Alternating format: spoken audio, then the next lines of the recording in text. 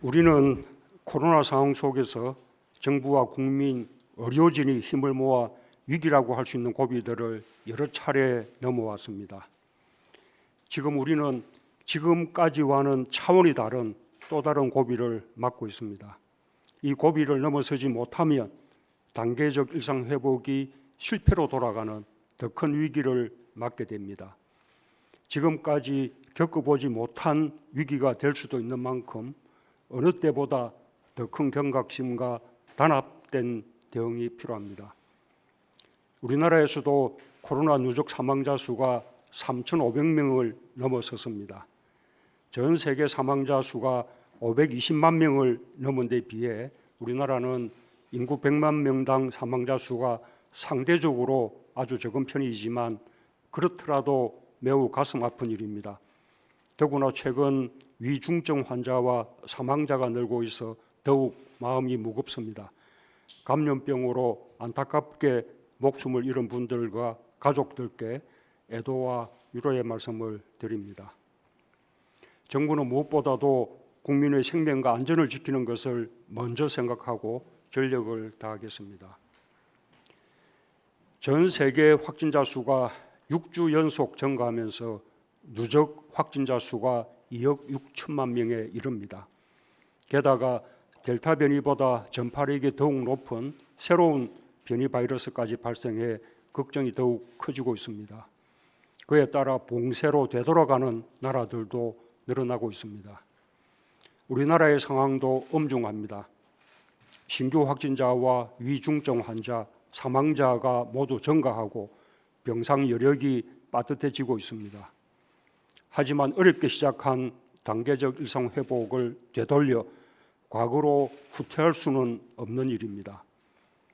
정부는 지난 4주간의 일상 회복 1단계 기간을 면밀하게 평가하여 일상 회복 2단계 전환을 유보하면서 앞으로 4주간 특별 방역 대책을 시행하고자 합니다. 방역 당국뿐 아니라 모든 부처가 합심하여 지금의 고비를 극복하고 완전한 일상 회복의 길로 나아갈 수 있도록 최선을 다해 주기 바랍니다.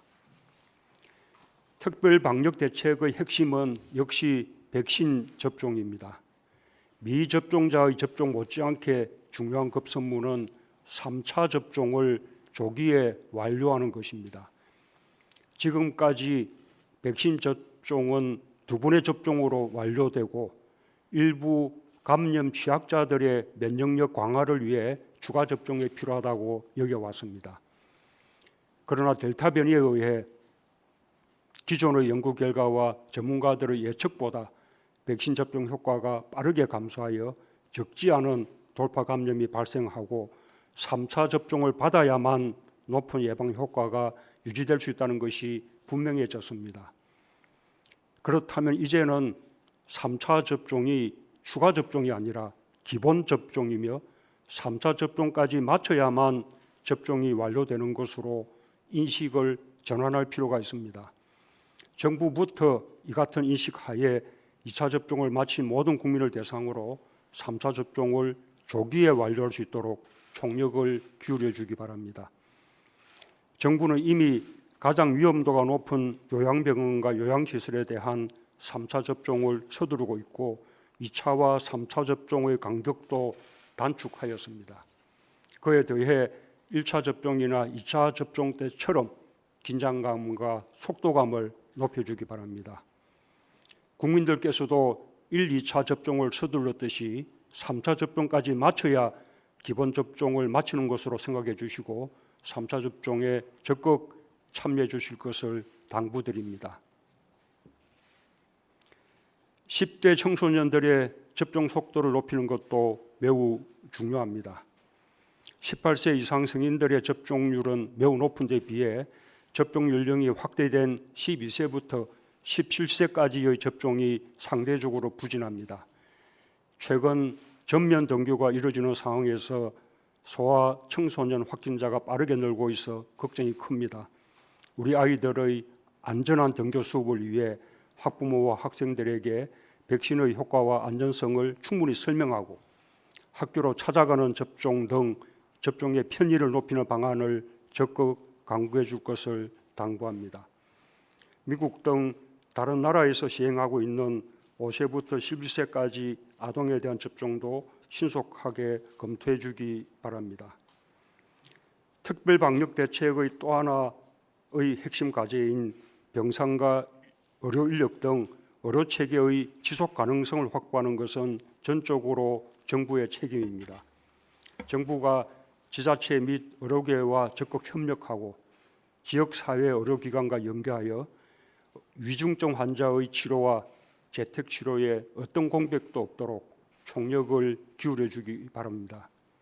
내년 2월 도입하기로 한 먹는 치료제도 연내에 사용할 수 있도록 도입 시기를 앞당기고 국산 항체 치료제도 필요한 환자들에게 더 적극적으로 활용해 주기 바랍니다. 의료 체계가 감당하려면 방역 관리에 더욱 만전을 기해야 할 것입니다. 요양시설, 노인복지시설 등 감염 취약시설에 대한 방역을 강화하고 새로운 변이 바이러스 오미크론의 국내 유입을 차단하기 위한 조치도 빈틈없이 시행해야 할 것입니다. 역학조사와 현장 점검 인력을 집중 투입하는 등 방역 대응 체계를 더욱 촘촘히 가동해 주기 바랍니다.